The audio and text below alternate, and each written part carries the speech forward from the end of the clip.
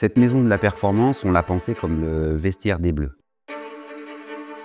C'était notre deuxième maison, on va dire. Ce qu'on a vraiment ressenti, c'était qu'on était des privilégiés. Quand on allait là-bas, on n'était pas au jeu. Il ne pouvait rien m'arriver, alors que les jeux étaient tellement angoissants par moments.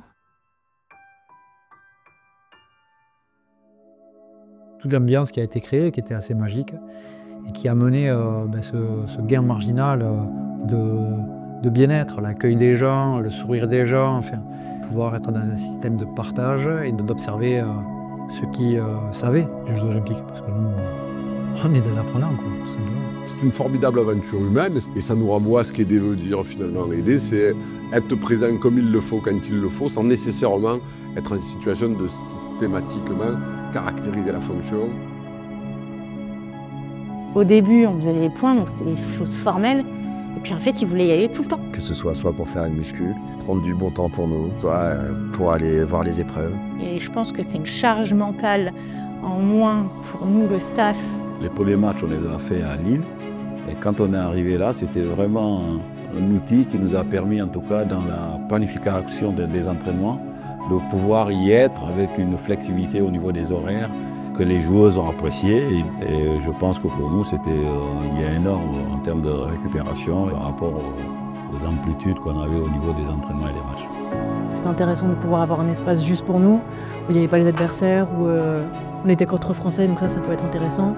Et l'infrastructure était super, donc on a pu pleinement s'entraîner. De mettre les choses en place avec beaucoup de douceur, en dehors du village qui était très prenant. On a utilisé la salle, et ensuite on s'est entraîné en extérieur.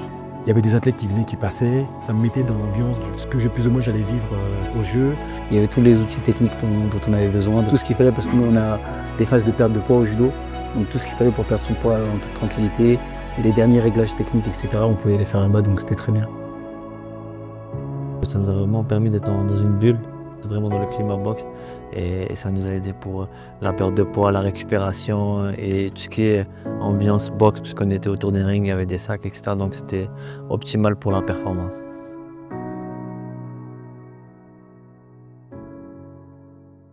Et moi, ce qui est intéressant aussi, c'est qu'il y a toujours cette problématique d'accréditation.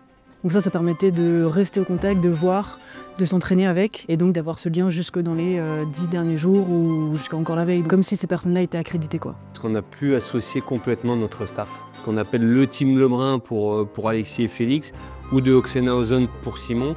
Et en fait, les staffs proprement des athlètes du quotidien ont pu être associés à tout ça à la maison de la perf.